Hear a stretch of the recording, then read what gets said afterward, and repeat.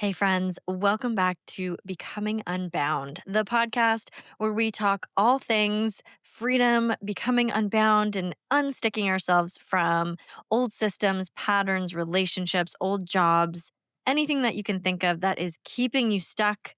We're going to talk about it. And I have a question for you for this episode. If you have ever felt like you are alone on this journey, or you've wondered a little bit more of the nitty gritty of how to do this unbounding process, then this episode is for you. I am flipping the script this time, and my good friend Jen, a former colleague and now really, really good friend of mine, has come in to ask me the questions about my journey. And we're going to dive a little bit deeper into some of the obstacles that I faced, some of the big growth and challenges that I went through, and all the little nitty gritty things. There's even some tears at the end as I describe a little bit more of where I believe this journey is going. And so I'd love for you to stick around, and maybe this will help inspire you on your journey of becoming unbound. All right, friends, sit tight, grab your cup of tea, and enjoy this episode as Jen asks me all of the burning questions that you guys might have.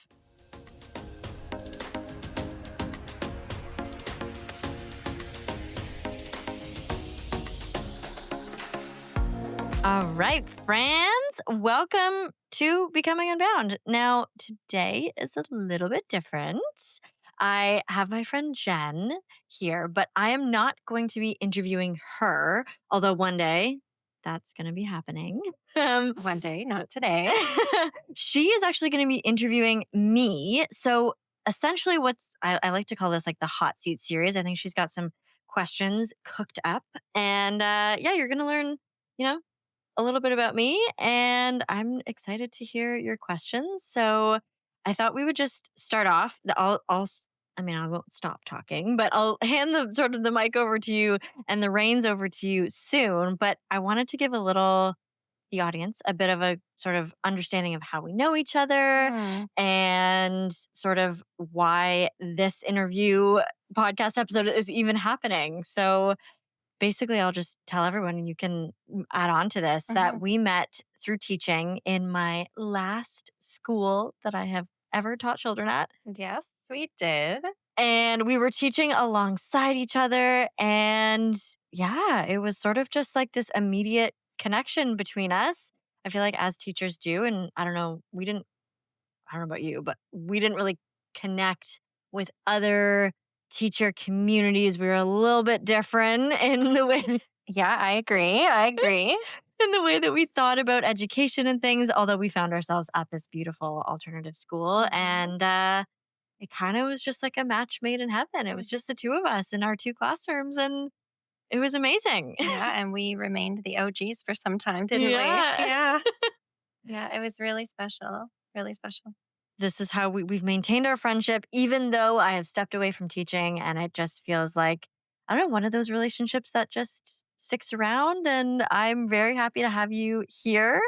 And you get to interview me, and we get to talk about all the stuff that I've been through in the last little while. And hopefully the listeners will, understand a little bit about why I decided to break free from this life that I thought was really great. And turns out there was something else waiting for me. So, Mhm.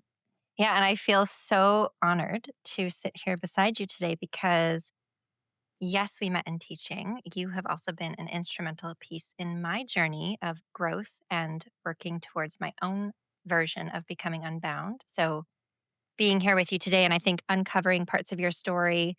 Your podcast is beautiful and inspiring. And I think sometimes there's so much that comes out about the others and the people that you're interviewing. And I'm excited that we get to draw some of that out and hear it from you today. And I know your very first podcast, you were able to express a lot of your story and your inspiration behind, how you got to where you were. But the truth is, you're not there anymore.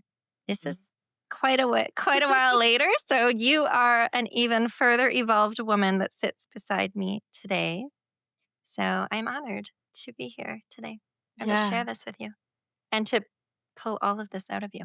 I think back to that first episode, and wow, it is so different being here now. What I understand, So yeah, we get to talk about it all. But I'm gonna hand it over to you now. Yeah. Let's dive into this first question. I'm nervous, but I'm not it's my own So, podcast, but so this first question, I have to say, you ask this to all of your guests. And since I started listening to your podcast, this has become a little bit of a foundational piece of my own story. And I started asking myself this own question to define intentionally for myself because I think it's very meaningful. And you brought this into my world. And I think you bring this into a lot of people's worlds through Becoming Unbound. So thank you. But I want to hear it from you now. So, Carly, you often ask your guests what freedom means to them. So let me turn it around now. And can you please share what living unbound personally means to you now, especially after leaving teaching? That is a great question. And I have thought about this so much and I love hearing from my guests what it means. And honestly, if you ask me this, I think my version of freedom just meant like choosing what time I did stuff, choosing my schedule, choosing all of those things. It was just basically freedom and autonomy over my time. That was like the first goal that I had Right. because I felt like my whole life was like running on school bells. Like since I guess I started school, because then I started school, I did my like education, then I went to university, and I've never left the classroom aside Mm-hmm. from 2 years of maybe I traveled a bit and backpacked for 8 months. But I'd always run my life on bells.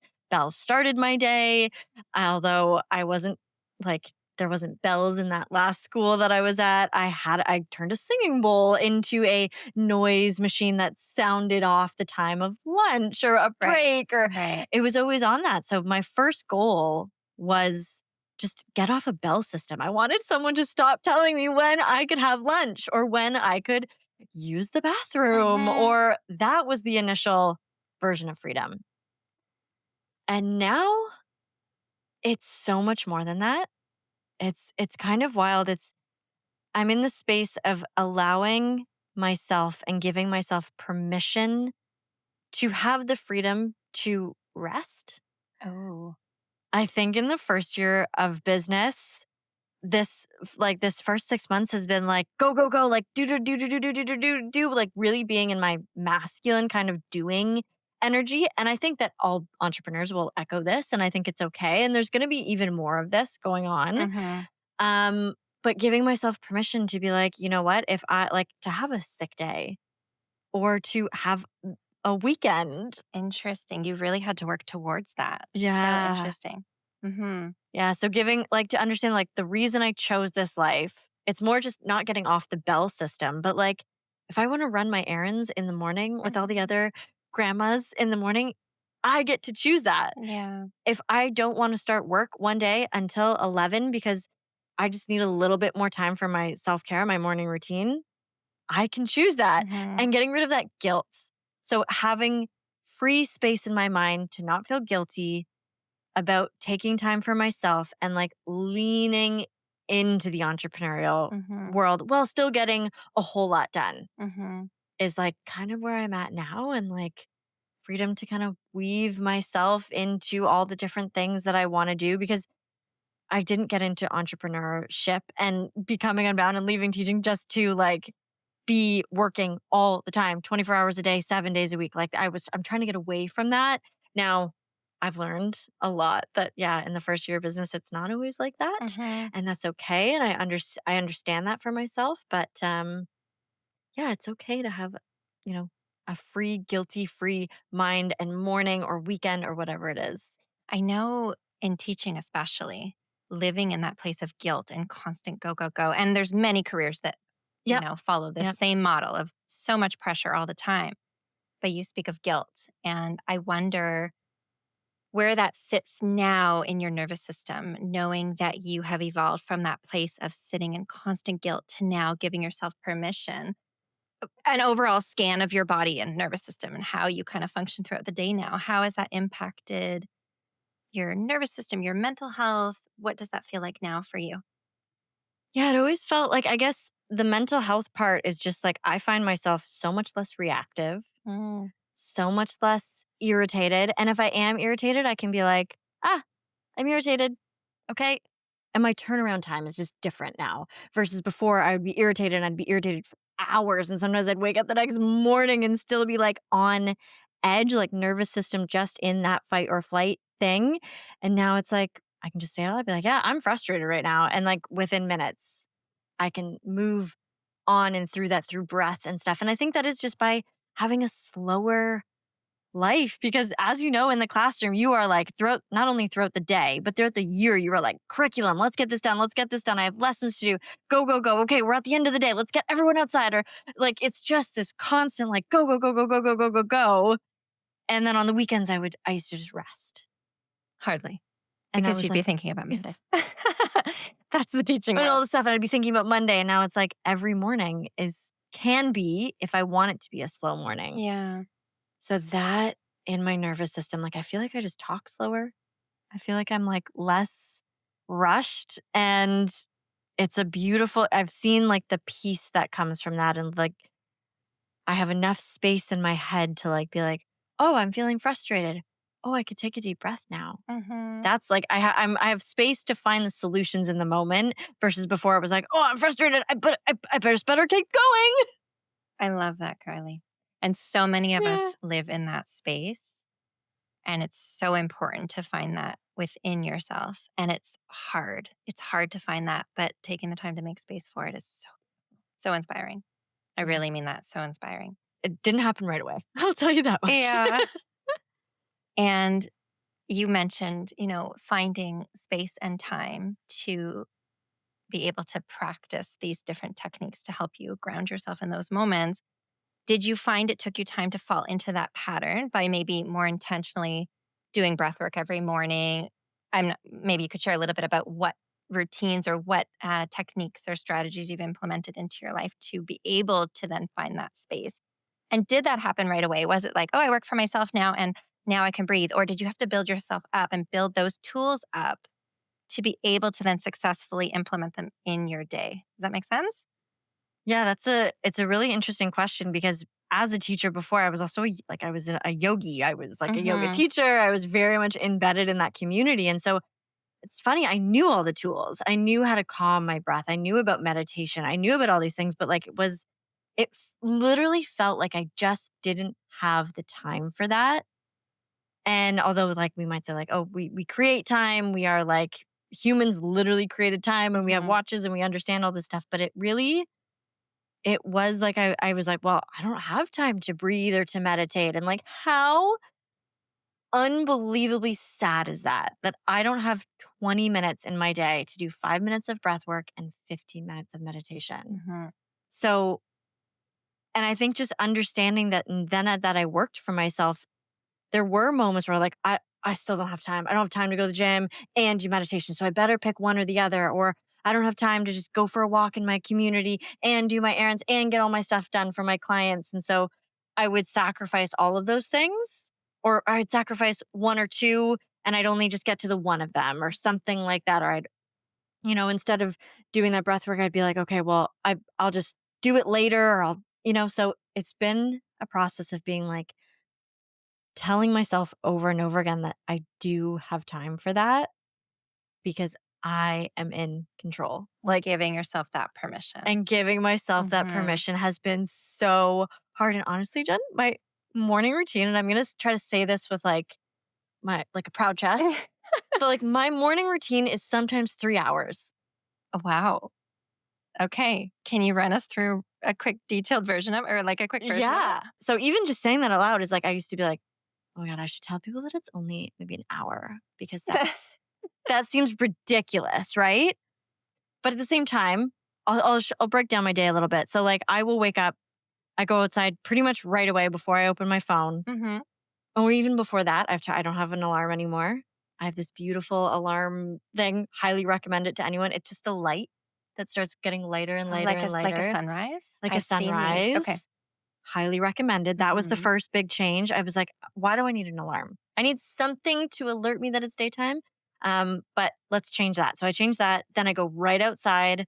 Usually I'll take my cat. We have a leash. We have a little routine now. We go outside, we get sunlight, like a little bit of sun gazing. I'll come inside. I usually, do a tea or like shot of cayenne pepper and cinnamon and like lemon juice. And then I'll sit down and just immediately I will sit down and do a little bit of breath work, whether it is 3 minutes or 5 minutes, or Mhm. sometimes I'm like, I need 10 minutes today.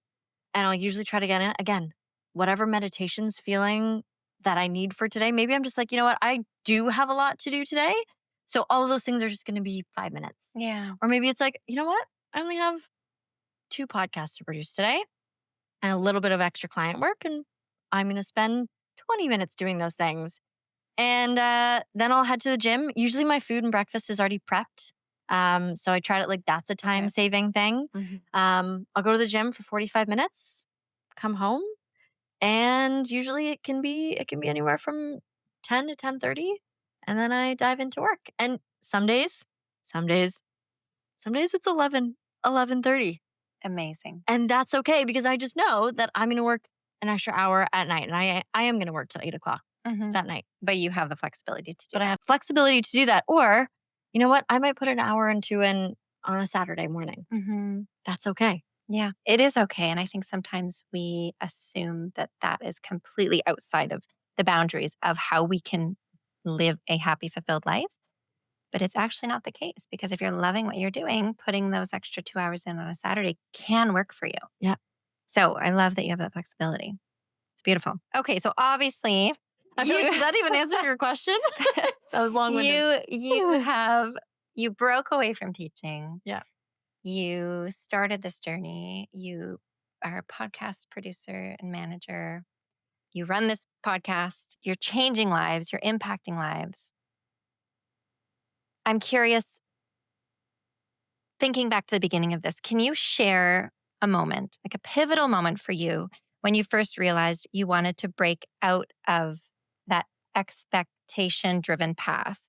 What did that feel like for you? I think it was, this is a funny one. I think I've talked about this on the podcast before, but the moment where I came home one day and my old roommate was so excited about something. She had done something for the house, or I don't know what it was.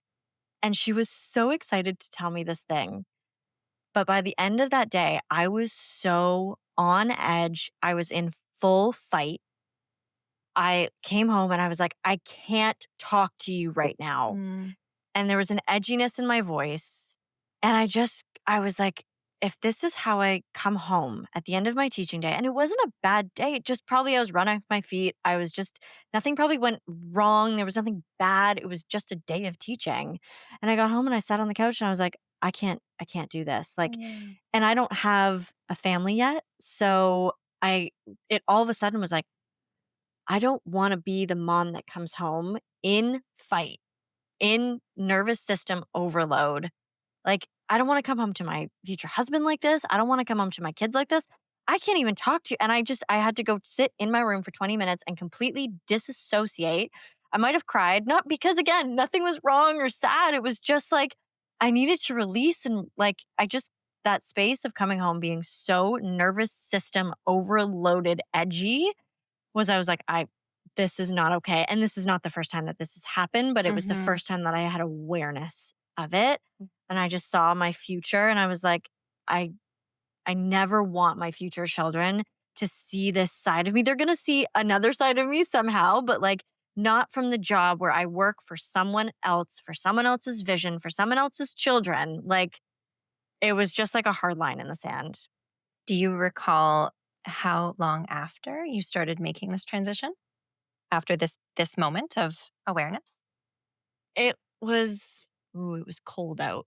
I remember coming home with like all my stuff. And so I think it was probably maybe the year before making the big move Okay.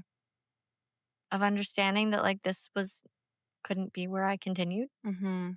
Yeah. And did you find that this moment, and I'm assuming many other moments that led up to this move, can you identify a rough timeline? Because I know you didn't fully just jump into this. This was a planned process for Yes. you. And so, just a general timeline when you started to build this awareness that you weren't living up to the version of life that you wanted to be in, what did that timeline look like for you before you did inevitably make this transition? At least a year and a half. I felt these tingles. Like, I think there was another moment where I was kind of like looking around at this beautiful school that we were at. And I was like, this, like 10 years ago, Carly, this was my dream school. Mhm. Private school, beautiful families. Like, oh my God, I get emotional just thinking about how proud like the teacher Carly, Miss Yeah. Butler would have been to be in that space. And I was sitting where I'm like looking around being like, I'm still not happy. Like I'm Mhm. still not in where I want to be. Like any teacher who walked in here should feel so grateful. And like I'm not. I'm bitter and angry and in fight or flight and going home and disassociating at the end of the day. So that was sort of the first time where I started thinking about it. Then I was like, okay, what could I do after this? Like, what is even possible? And then I think it was social media something that like you could pretty much do anything. Like just search the internet for any of the skills that a teacher does. And it could be project management. It could be like running a business. It could be, oh my gosh, there's so many things that like could just helping other businesses, like becoming like administrative stuff. There's so much administrative back end Mhm. stuff that teachers do. Like I was like spreadsheets. Like I do that in my sleep. Like we're putting together report cards 3 times a Well, year. you're essentially running your entire own little ecosystem, Yeah. right? So there's a lot of transferable skills that come out of the Yeah. career, which clearly you've demonstrated. Yeah. So I'd say it was about a year and a half when that first like moment of like, I'm unhappy. Okay. There's something I could do about it. Okay. What do I do? Then I just started talking to people about it. I just started voicing this truth, being like, I don't think I want to be I don't want to wait till this mysterious pension that everyone talks about comes. Like, Mhm. I think I want to leave teaching. And that was like, and I started telling like a couple friends here and there. My parents and family were like probably the last people I told because it felt like my family and I had worked towards my own career, which seems interesting. There might have been a little enmeshment there in that goal of me being a teacher. But yeah, and I would have to say that like for anyone starting to do this, it's like take your time. Like it's your own life. So you're going to work on your own timeline. But Mhm. it is really like don't you could rush into it and quit tomorrow or whatever it is, but I wouldn't say that's like the smartest thing to do and I'm really happy that I took my time and because I had the time to start talking about it and like telling this person and that person, that's when those opportunities got dropped in my Mhm. lap because they're like, oh, well, I had a person that I was thinking about for this thing, but maybe it could be you because I didn't know you were thinking about leaving teaching. And so taking my time was the best thing and slowly dropping seeds for other people to understand and know where I wanted to go. That Mhm. was really, really helpful for getting me to be where I am today. I'm going to ask you something you might not want to answer. You don't have to. Okay. You mentioned that your Yeah. family were the last people that you disclosed this desire and move to.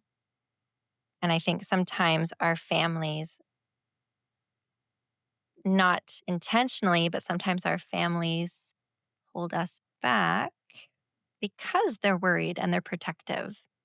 So, are you willing to share a little bit about that? Why were they the last that you chose to tell? And when you did tell them, what did that feel like to you? Because I'm sure others making this transition, probably many people navigate the same fears. Hmm. And so, what was that experience like? And were there any hurdles to that? Can you share what that experience was like and what that felt for you, navigating that with your family? Yeah, it was one of those things where I had been told from or I was felt it was as a young girl, it was like, wow, she would be a great teacher. Like she's caring, she's nurturing. I used to play school with my friends and I was always the teacher. I Hmm. was always I just always filled that teacher nurturing, guiding older sister role and that was just who I am. I am an older sister and so for me, it was kind of like I felt like I was about to disappoint them. I'm like, well, we worked so hard.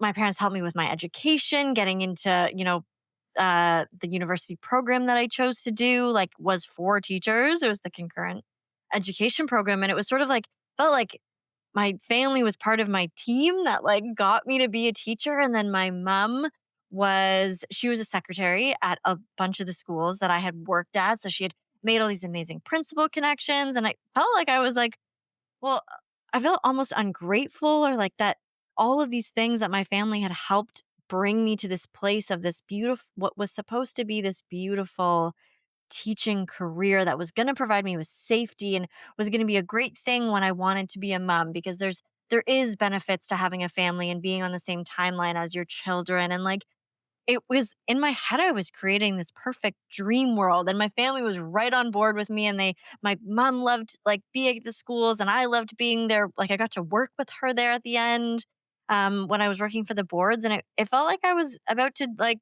just cancel the dream and the goals that I had with me and my family. But when I started to tap into like the idea that like I could have goals separately from my Mm. family, there was a real adulting phase there. And I've been blessed to be very close to my family. And there was a moment there where we ran into some ideas that maybe we didn't have the same ideas about what society was going through. And that was like a blessing, because it sort of I was allowed to start thinking my own thoughts. Mhm. And I was allowed to be like, okay, maybe Carly doesn't want to be a teacher. Maybe my parents' idea of Carly wanted to be a teacher. And it was from a place of love, right? Like, because our families want the best for us. And the teaching career felt like it was going to give me the best amount of security and financial. It could have led to level of financial freedom with a pension sitting there, this golden egg at the end. Yeah. And I think that was their way of loving me and, like, understanding that I was so good at it, and, like, so that was the first thing. And then there was obviously pushback. There was like, "What do you mean you're leaving teaching? You're meant for this. Like, this is what you were supposed to do." And so, yeah. And was that a little did that mess with you for a little Oh, bit? You're like, "Okay, wait 100%. a minute. Maybe I Yeah, am meant for this," and you're yeah, battling this version of thinking for yourself and back to that safety of your family. yes, So back and forth. 100%. But Mm. it also gave me this backboard of being like, okay, oh, maybe I am making a mistake, or oh, maybe it is that. But I think the one thing that I kept saying over and over again was like, if this entrepreneurial thing doesn't work, I can always go back. Yeah. Like, I'm never not going to be a teacher. Now I just teach people how to podcast in a way, Yes, right? yes. So it was always like nothing was ever going away as far as my ability to teach. My experience of teaching was never going to just disappear. So this was a reversible decision. And that's kind of what I always sat with this whole process. And honestly, in the end, after I made the decision and like really was like, okay, I'm gonna try this out for a little bit of time. I think in my head I was like, no, I'm definitely done in that realm of teaching. But it was reversible and it was okay. And that was gonna be the best thing. For I knew there was gonna be something, whether I was gonna learn or fail or make mistakes or whatever it was, like, oh my god, it brings up like Miss Frizzle, like, go out, get messy, make mistakes, Mhm. like, to every teacher and every child who grew up with Miss Frizzle, Well, like, that's what you're teaching your students all those yeah, years, right? always. That's exactly what you're Yes. trying to model and you're Yeah, trying to instill in them. So and I would never you want them did to it. stay in a career that they were unhappy with. Mhm. Like, if they grew up and they came to me and they're like, if, 20 years from now, they were like, "Miss Beller, I'm in this job that, like, I talked to you about it when I was 5 and I wanted to be an archaeologist or whatever it was, and now I'm in this job and I don't like it." I'd be like, "Oh, then let's change it. Like, you have Mhm. the power." So, I had to, like, coach myself and teach myself a little bit there. I love that. I really love that. And in the end, my family is so supportive. They're the ones that bought me, like, my laptop. I remember I just watched the video of my reaction to it, and, like, once they understood that I was happier, it was like, okay, I see. We see a difference in who you are and how you're showing up, and, like, Mm. you do seem happier and, like, more fulfilled, and wow, I'm really proud of you. Well, at the end of the day, they really were just looking out for you. Yeah, And exactly. it's protective. That's what Yes. they were doing, right? So that Yeah. makes sense. You transitioned into this new world, Mhm. new career, new path. I keep hearing how much you valued the teaching world. You recognized all the benefits. You loved the children. It's not that you hated teaching, but something in you, there was a deeper calling, and you knew that you were meant to do something different. And I love that you listened to that. Now, that said, it's it wasn't easy. What were some of the most unexpected hurdles that you faced when you decided to step away from teaching and start living unbound? And how did you navigate these? Obstacles. Yeah, there was, I think the biggest one was the money. How am I going to pay my bills? Like that was number one. That was something my parents always wanted me to be smart with, was be smart with your money. And like, that was something that was a value to me. Like I wanted to make sure that I was not making horrible mistakes, and like you never think it's going to be you, but like, it could be. So that was definitely one thing. But as soon as I knew that I like had a couple clients in mind that like had kind of told me that like, hey, when you're ready to go all in, I'm here for you. It was kind of like I did a little bit of planning and stuff like that. That was something that I found out. So that was like the fear obstacle in my head Mhm. was, how am I going to make money to, I live a great life teaching. Like it was okay. Like I was doing all right. And I live in Toronto. Like Toronto's expensive. So in the proportion and the scale of things, like I was doing okay, and I wanted to keep that. Like that was important to me, and I wanted it to grow and be even bigger, right? So the I think one of the other obstacles, I would actually say, like, the clients came, that wasn't an obstacle. Um, gosh, I don't even, I mean, everything I think it was just the fear. It was honestly my own mind. And as soon as I did it and started telling people I was leaving teaching, okay, so that was the first hurdle. And then the second hurdle was like, okay, now telling people what I want to do and figuring that out. Well, that kind of came pretty easy. And then the next thing, the clients then came, they were waiting for me. Like it felt like they were waiting for me. And I just they were being attracted into my field because I started living more I witnessed this. authentically me. Mhm. Like all of a sudden it was just like the light that was like in my chest always just slowly started getting brighter. Mhm. I don't it's weird to think about, but I think it was really just the fear obstacle that like I those fears of like, "Oh my god, what if I don't have enough money to pay the bills? What if, I put myself out on social media and someone, I've had to do a little bit of that, and someone doesn't like what they see, like that's a little bit cringy and like a bit of a fear."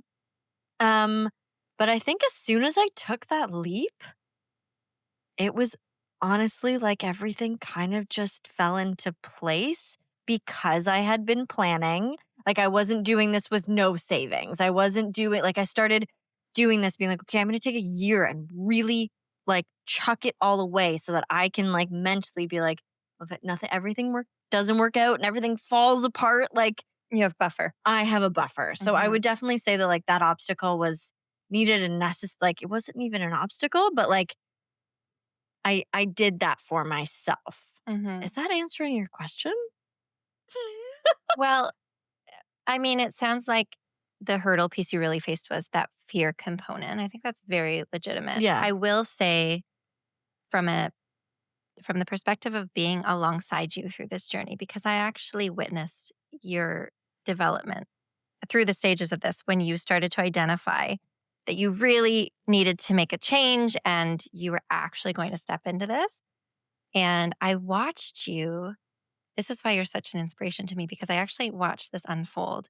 And I remember you initially kind of started to share this idea, but there was even fear in how you expressed that you wanted to break out of this and you didn't have certainty. And I remember one conversation we had in particular when you were first delving into, you were doing the social media element and then Mhm. the podcast piece, and you were kind of juggling both worlds. And the day you decided to jump solely into podcasting, there was this sense of clarity that like poured from you. I remember this because that was an inspirational moment for me that actually affected my life Mm. because you spoke with such conviction, but in a way that there was this peace, this like clarity and peace that just emanated from your entire being. And it was through, we were voice noting back and Yeah. forth 75 times in a day. And I remember hearing this one extended voice note where you had made this decision. And you mentioned these clients coming to you, but I recall through this process, all of this started happening when you gained clarity in Mhm. yourself. And it was so beautiful to watch it unfold because you did sit in fear. But as soon as you released that and you surrendered to the experience and and yeah, emitted this light of like just clarity and direction, all the pieces fell into place for you Yeah. so quickly and Lightning fast.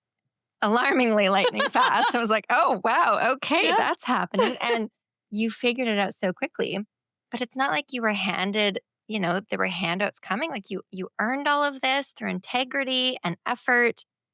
But it was as soon as you became in alignment with yourself, and I mean this wholeheartedly, I witnessed this. You became in alignment with yourself. And that is when your world shifted very rapidly.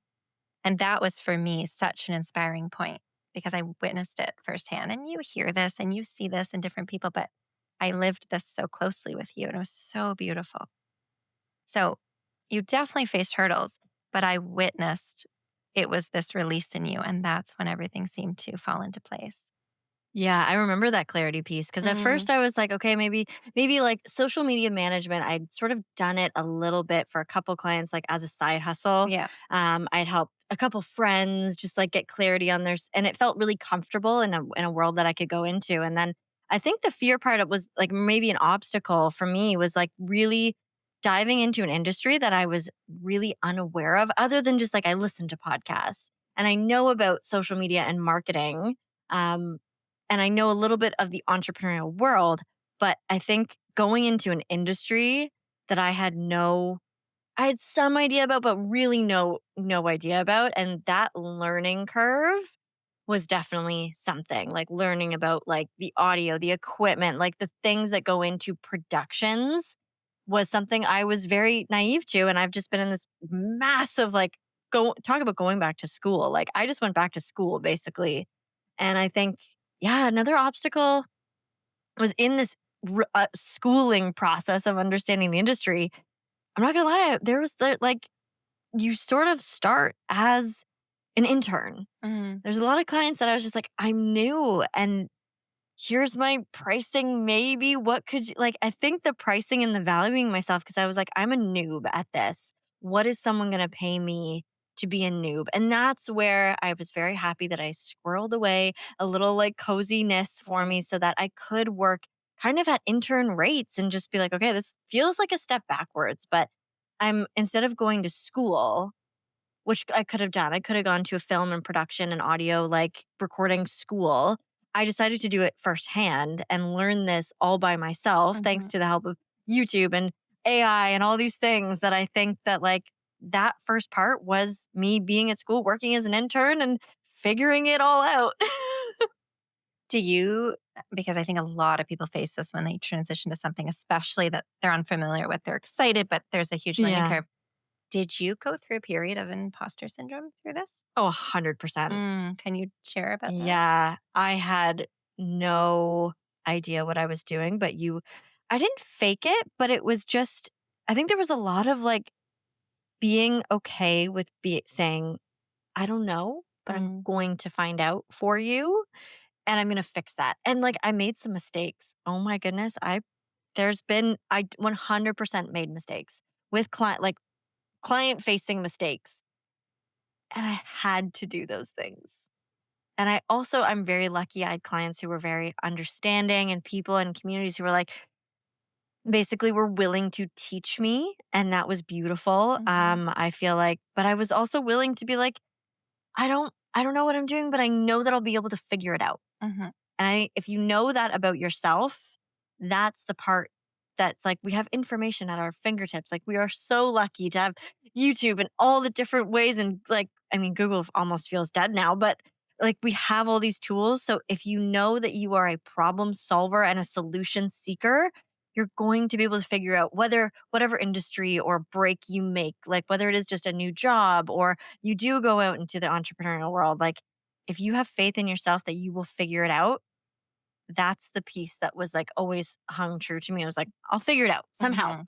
Even if I just made a really big, embarrassing mistake and that's cringy or whatever it is. Like, And as long as you portray that yeah, confidence, then people are going to build trust and you're still sitting in integrity because you're being truthful about where yeah, you're at and you're giving yourself permission to grow yeah, into that authority, right? Authority in a field, which is you're definitely there now. I know yes, in the yeah, beginning that was your thing. You're like, I just want to be an authority in the field. And And I wanted to be 5 years ahead. yeah, Right you away. did. I was like, I just want to be 5 years from But now. And I'm like, what's really funny is, to me, from an outsider's world who knows nothing about podcasting, you were, I don't know, 3 months in, and I'm like, oh my God, Carly knows everything. So, and you spoke about this, how you really only need to be a few steps ahead, yes. right? And Yeah. then as you build those skills, yes, you eventually become an authority in the field in a deeper way, but you can also be an authority in a field in a beginner's way as long as you're a few steps ahead from whoever you're serving. So it's really Yeah, I think I just interesting. owned being a beginner. Like I did my 90-day Yeah. challenge of launch. I showed the world like what it looks like to launch a podcast as a total noob. And I took that Hmm. process and I put it on the internet. Like that's so wild. But I I love it. owned being a beginner and like that was okay. And I think people respected that in a I think weird so. way that they were Hmm. like, she's trying something new. Like she was a teacher for 10 years and there's no way to hide that. Like, and I think I just fully got into it and embraced it. And like people were like, all right, And like that have at resonates with her. people because it's so raw and you're just putting yourself out Yeah. there. And it really shows, okay, well, if she can do it, that's what I got from it. I'm like, well, if Carly can do it, I can do it because Yeah. she's doing it. You're succeeding. And again, that's so much inspiration came from that. So I'm so proud of you. And I love, love, love, love the effort, but the honesty that you maintained Mhm. throughout that process. And now you can say, yeah, I know Yes. what I'm Yeah. doing. Yeah. Yeah. So good. Okay. So I've expressed this 100 times and I mean it wholeheartedly. And I have the privilege of knowing you personally, but I'm sure that you've inspired people who don't know you personally. But I find it so inspiring that, how you've turned what might have been a huge leap of faith into a thriving reality for yourself. Can you share what that transition taught you about yourself? I'm a friggin' go-getter. I didn't know that because in teaching, like, you're just kind of doing it and you're doing it for the love of the kids. And you're like, your heart just pours into the lesson plans and the nurturing that you give on a daily basis. Like, I think I didn't understand how, like, much I wanted to learn. Mm. Like, I think that's why maybe teaching felt so great because, like, I love learning. Like, I am so thirsty for new information and like cutting edge stuff and data and like understanding what is going on in my industry right now. I had no idea that was inside of me, that I am like the researching part of my job is so fun. Like I love figuring it out and listening to other podcasts about podcasting and like listening to like all the like my stack of entrepreneur books, it just keeps getting You're bigger. obsessed. Like I'm I obsessed and know. I didn't know that I could be obsessed Yeah. with something like that Mhm. because felt like in teaching you have to be obsessed about you have your hands in so many buckets. It's history and learning and math and language, but also like just running the managerial aspect of teaching. So I didn't know that I could be so obsessed and that like I was such a learner in that way that I just love educating myself about that. Like I love it. I would say that's one thing that I kind of didn't know about myself. And the other thing I'm learning still is like who I am outside of being a teacher. That's a big one. And I'm not there and I'm not saying that I would ever be there, but there was a level of like, I'm a teacher. Do you still identify with that? Is there a piece that you think you'll hold on to? No, I'm in a massive shedding place right now, Mm. getting rid of all my teacher clothes, all the things that made me a primary school teacher. Like I think it was just an easy thing to say. And I almost didn't have to find out more about myself. Mhm. Like now I'm like, oh, what do I wear? What does Carly wear? What does she eat? What does she like? Where does she like to go? Like I'm still figuring all of this out. And I think it was just so easy for me to be like, yep, I'm a primary school teacher. I wear like cute little dresses in the summer and I wear these little ballet flats and like I kind of have this funky hair and like that was it. And now it's like I get to figure out all of this and try on all sorts of different hats and different ways of living life. And do I like going to those things that I used to go to? And do I like it's really fascinating learning about myself and having time to learn about myself is such a gift. I understand that in life right now, where I'm at in my stage, I don't have a family or kids right now. So I'm really grateful that I'm doing this now before I move into that and when I and in a different season of life where I know that I will be focused on way different things. I'm every day I'm very grateful that it's just me and my cat and we're figuring out and I'm really excited to look forward to that season of life where it's not going to be about me and my career and all these things. It's going to be about motherhood and like I'm excited I get to figure that out now. That's so beautiful. I also think in teaching, what's funny is everybody knows what a teacher is.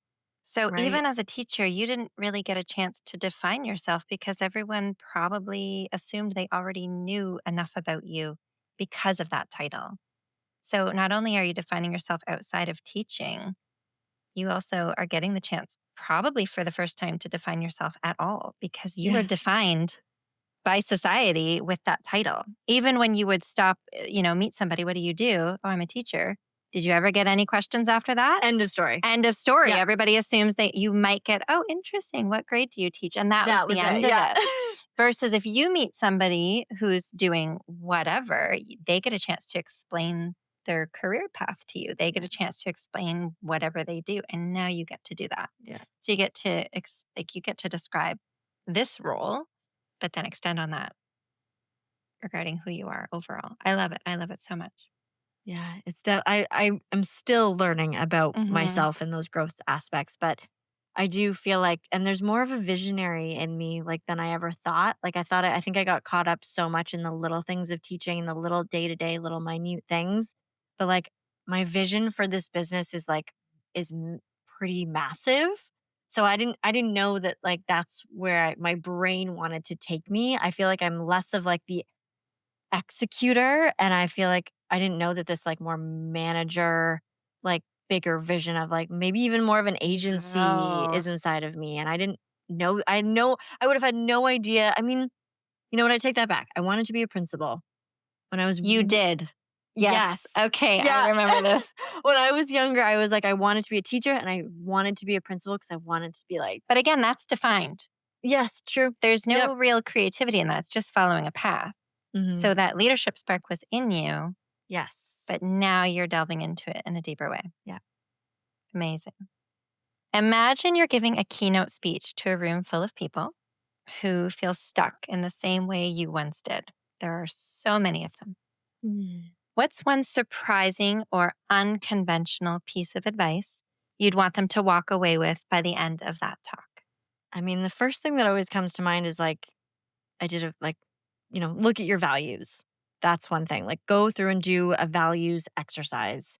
I've done this with a couple different coaches and mentors of mine, and just seen it, but like figure out what your values are and then go in the direction of those. You can think about that in finances, money, in like your day to day, like how you take care of yourself, the relationships that you have. And maybe this isn't unconventional, but like go towards the unknown. Like if you had to pick the path between really comfortable, like I could have gone into social media management. It was like very comfortable for me and I could have kind of stayed muddled in that, but instead I went to a world where I have no idea about. Like the one that hurt my stomach thinking about because I'm like I'm such a noob. Why would I do something that's so far out of my comfort zone? I don't know anything about audio editing. Like are you kidding? I don't know anything about video editing other than like putting some stuff together on Instagram, posting a clip, maybe. But I would say go towards the thing that you're most scared of or that's like the darkest. Like go into where it's like the most scary for you because you can always go back to the thing that's comfortable. Go towards like the path where you're like literally you have a blindfold on, you're like in the dark and you can't feel the walls and you don't know where you're going. Go towards that. 'Cause that is where I was like, I don't know, it's the most fulfilling thing to look back and be like, "Yeah, I did the scariest thing ever." Someone I really admire once said to me, if it doesn't make you feel like you want to throw up in a barf bag, it's not worth doing. That was the advice that was given to me. And so It's maybe it's beautiful. not conventional. Maybe this has been said before, but I do No, but it think, resonates deeply with you, yeah, and it is not a path that many people would feel comfortable to take. A lot of people, even in transitions, want to play it safe. I think it's yes. great Yeah. advice. I Mm, think playing it safe, and there's a time and a place to play it safe. And like I'm maybe not like I've some I was talking with my sister the other day, and she was like, "Well, it's not like you've never made these choices before. Like I literally packed up all of my stuff and moved to Vietnam for 2 years in 2 suitcases and just said like, "Okay, great. I'm going to go teach over there." Like it's not the first time I've done this, but I would say every time I've done something like that, it's been the absolute best decision I've ever done, and it's made me grow like crazy, and it's been like every time I've done that, it just keeps getting better and better. amazing. Is there any other advice you want to throw in there? Get clear on your values, and like I would say like if you're going to do anything as far as body work, breath work, meditation, it's like start paying attention to your body, cuz that feeling that you have before you're going to go to work, or you're going to go hang out with that person, or you're going to go eat that thing in your stomach that says no, or tightens, or there's something in your chest, or maybe it's in your shoulders where you just can't relax. Like, get into your body. I really recommend like somatic work. That is something that I would say is like getting into understanding and connecting back with your body, because those signals, that headache that you get at your workplace, is not just something in the air. It is your body trying to tell you and give you a message, Mhm. and you need to listen to that. And it's not just a tummy ache because like your child says they have a tummy ache and they don't want to go to school that day. It's real. Whether it is mental and there's an emotional thing that they don't want to go to at school or at the workplace or whatever, their friend's house, like it's real and we need to listen to it. I do. And we've been told for so many years, "Oh, no, you're fine. You're just avoiding going to work or something." It's like, no, it's because there might be something else for you to do. And maybe it's just a different iteration or a different role at the job that you're at that could make you more excited, or, it doesn't have to be diving into the deep end of entrepreneurship, but like those feelings in your body are real. Your body is wise. You are wise. We have this human body and a soul that's like in here, and I really would encourage someone to listen to that. And just if you can, even for a second, be like, what is this headache, stomach ache feeling? What is it telling me? Like those little things matter.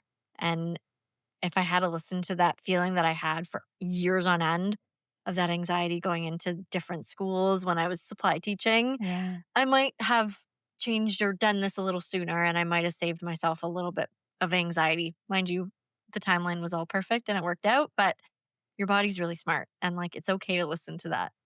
Do you think that was part of your process when you Yes. eventually did reach this point? Yeah, You learned to do 100%. that? Yeah. Yeah.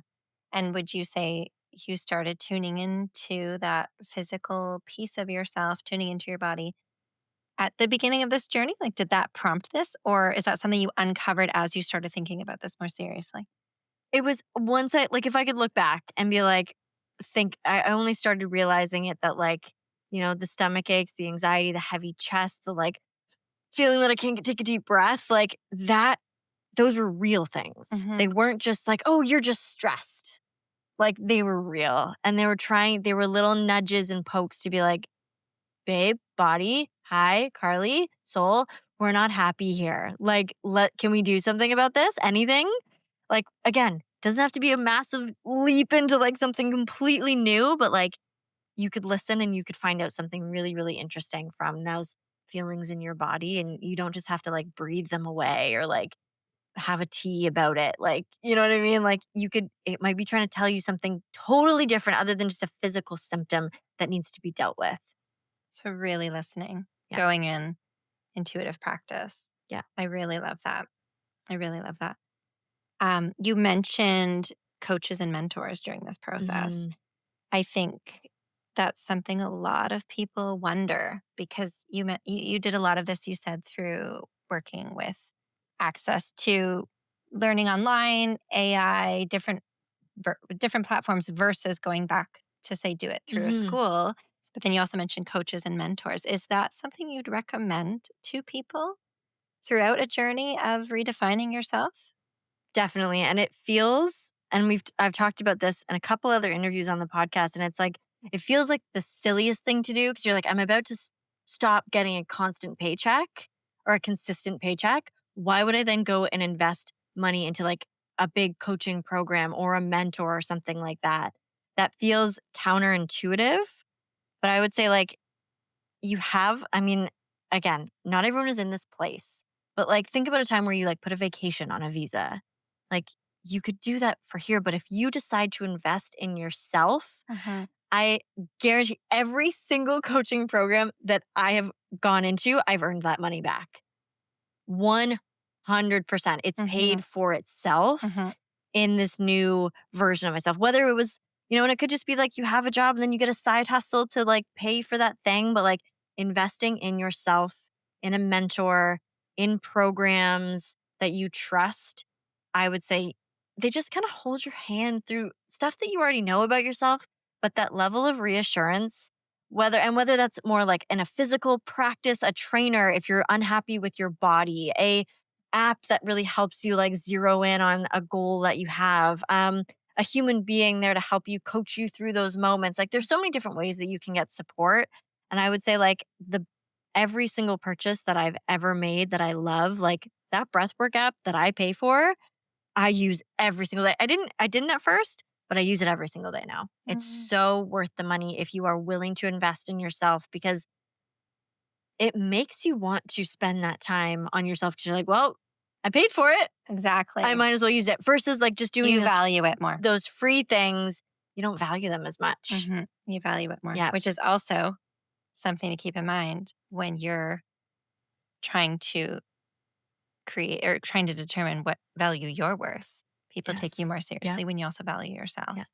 So, yeah, that's so interesting. I no And longer work for intern rates. yes, yes, Eventually you have to get over that point and start valuing yourself you do, more. because that's Yeah. when people take you more seriously. 100%. And you mentioned finding, apps, coaches, mentors that you trust. This might be difficult to answer because obviously everyone is in a different field searching for a different version of support. Do you have any suggestions or recommendations as to how to find that? How do you find something that you trust? If I left my job tomorrow and decided I needed mentorship, how do I find that person?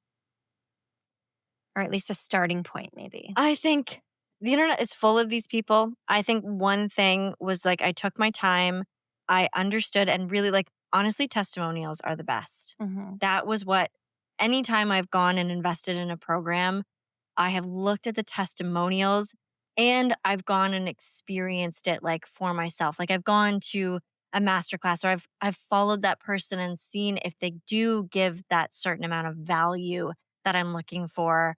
And I like to like interact with that person a little bit or try to, whether it's, we have access to everyone on the internet. Like, why not send them a message and see if, someone on their team reaches out and see if that just is a fit. Like, I think I just threw it out there to like different coaches and the person who responded and took the time, I was like, okay, this is something a little more real. I went and looked at the testimonials. Like, did they actually change other people's lives? Like, is there something here that like is real? And I found it. And I knew that those people, you know, actually made changes in other people's lives. And, Hmm. whether it's a life coach or a business coach or a personal trainer, like take your time with them. And it's okay for them to work for you, to work to get your investment for a little while there. I think that's Hmm. okay too.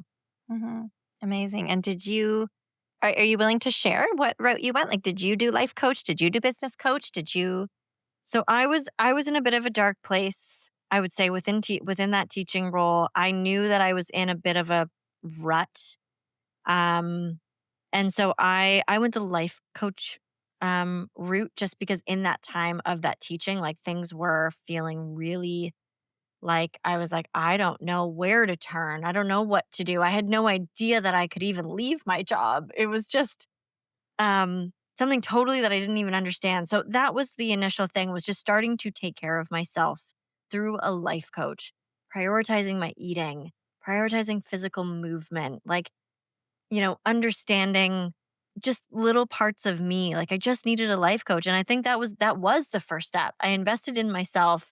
And then all of a sudden there was this clarity to be like, oh, I have needs. Oh, I could want something by cleaning up my diet, cleaning up my mind space, understanding that there was a subconscious mind versus a conscious mind. Like I once you bring all those things to awareness, you're like, "Oh my god, I'm a human being and I have a need. And it's not needy, but I have a need. I have a want, I have a desire, and that's okay." And I had a coach that was like, "Girl, I love that you have a need. What else do you want?" And I'm like, "Oh my god, I'm allowed to have wants and needs. What the heck?" And so that was honestly one of the first things. Like a life coach was really great for me, and that's kind of what started it And you did all. that while you were teaching still? Well, I was teaching still. Okay. Yep. And then I've had a couple other mentors that have helped me along the way, a little bit of business coaching, and haven't dove into the full business coach world. I do feel like that is my next step Oh. if I want to continue to grow the way I am.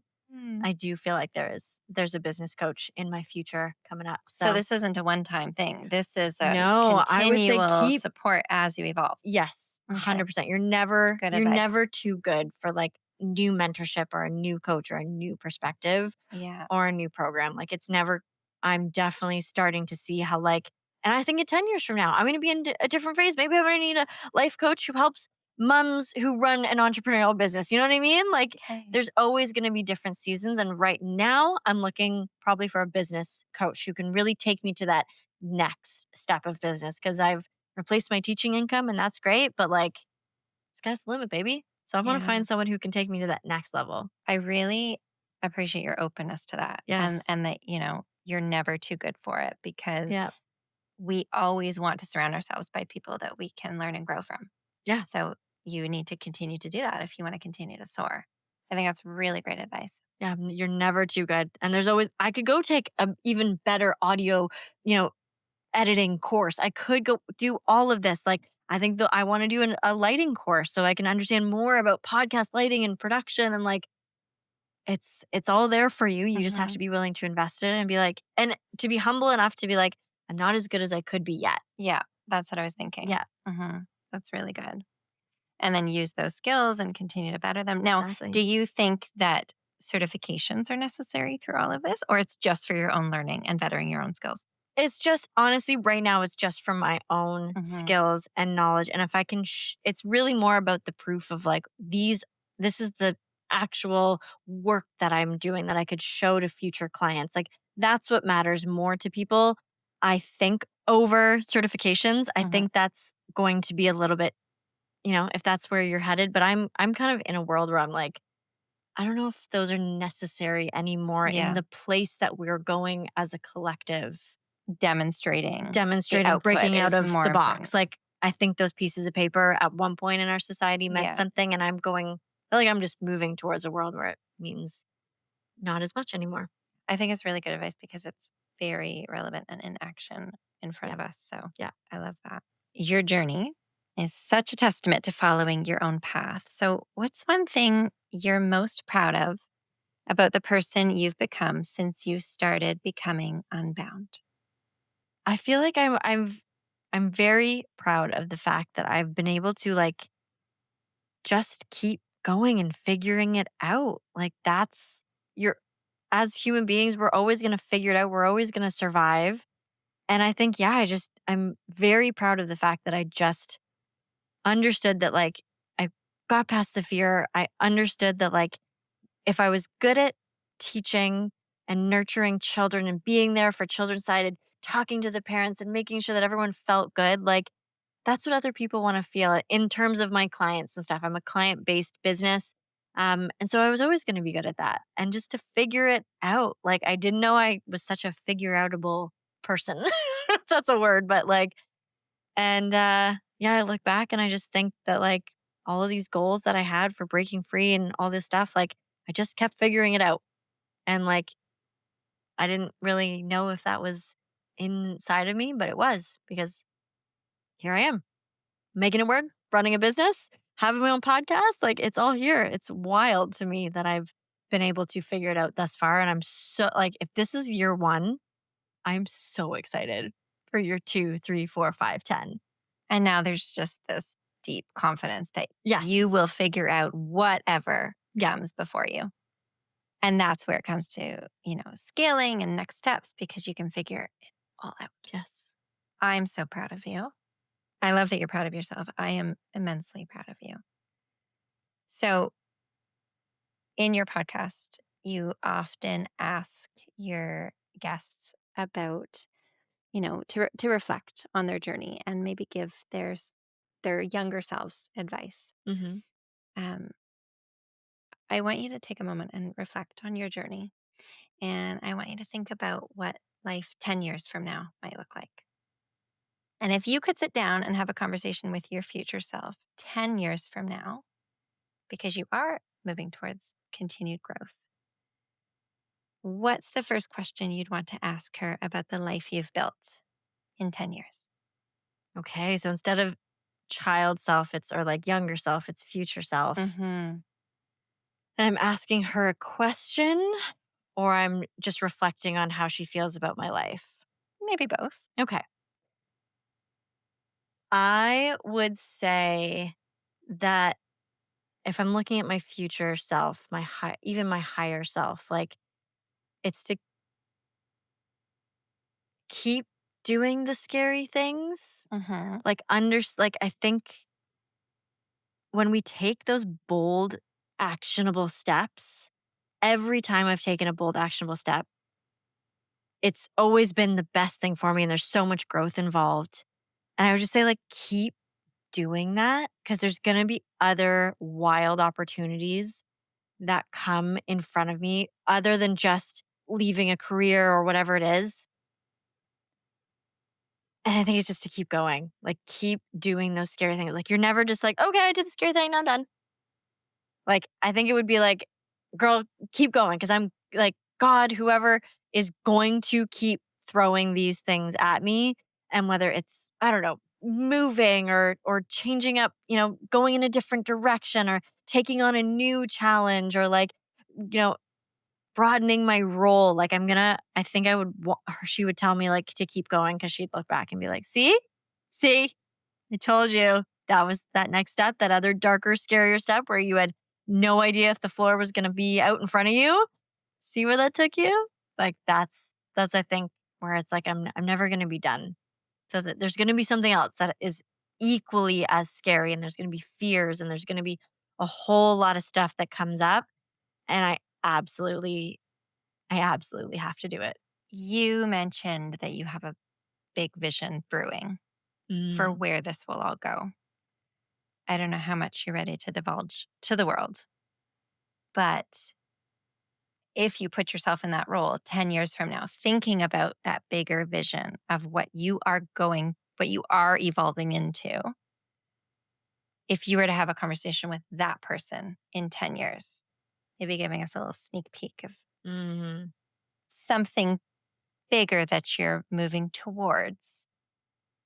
I think honestly, I get really inspired by the idea of a podcast network, an agency, a media company that takes a bunch because that's what I work for right now, a bunch of aligned, amazing human beings who are attempting to spread stories and give advice and like really move what I feel is like the direction our collective conscious needs to go into, where there is less division, more love. We are speaking the truth. We are holding each other accountable, but we are also understanding that like there is freedom in being able to like speak what you want, have conversations when you want, and to somehow create a container, a network of these voices somehow, some way, like that is what gets me super, super excited. And to be a part of that, either with other people, I think there's a collaboration here,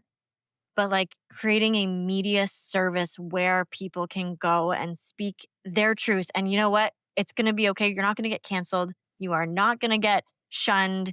And I mean, you might get judged or whatever, but like we're creating a safe space for like voices and stories that maybe aren't the most popular in society and are going to get pushed back, but like I want to help other voices like move the collective towards a place where there is just less division and when we hear each other from the other side of these crazy mics that we have. Like it's so good. I get emotional just because it's so cool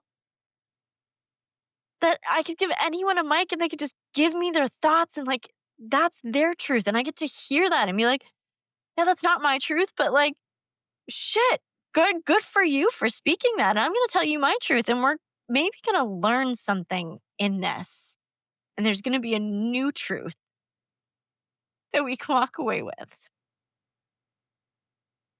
So that is my vision is to somehow whether it's a media company or an agency or a network, it's bigger than just working with these clients that I have. It's something where there's a lot of different voices all giving themselves a platform and hopefully we understand a little bit more about each other and the world that we live in and that's where I see this going and obviously you can tell like I'm an emotional manifester and so I know that this is where I'm going because I know I can trust that my emotions are taking me to places that are scary and amazing and exactly where I need to go. And so like even in this conversation I know like now I've just solidified that like this is where I'm going because my emotions are can be these beautiful guides and that's kind of where I want to go.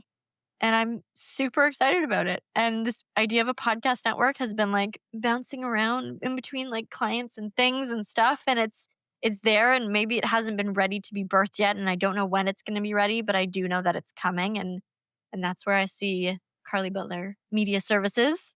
Whether she evolves or rebrands or whatever it is, it's there and it's going to keep on growing because I'm not done at all. I think anyone that heard you now could feel that. I can say I felt that sitting beside you. Yeah.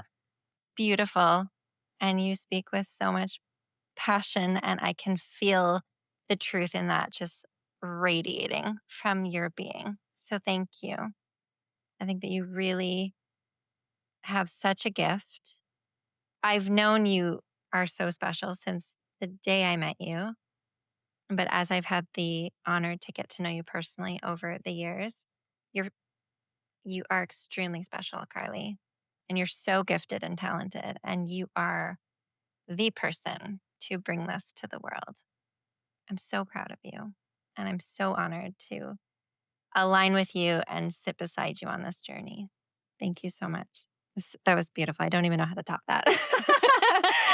Yeah, I don't even know what to say. I think we'll wrap it up there. That was I'm so thankful that you got to ask me that question because I feel like it's so much in these moments of conversations with people that do have these ripple effects out into the universe. And even though it's you and I, like there's gonna be someone else. And even if one other person hears this podcast episode and they're like, damn, I'm gonna go change my life, that's going to ripple out into the conscious collective and the next generations and the people who are, holding themselves into integrity and authenticity and in these like this is what community and changing the collective conscious is all about and moving towards more love and becoming unbound. Like we don't need these things holding us back, whether it's your own mental frameworks or it's the jobs that you told that were going to be the best for you or the different relationships like that you encounter in life like we can keep changing them and evolving and I think it's a beautiful way to just continue to become unbound and do the scary friggin' things Become unbound. that are going to make you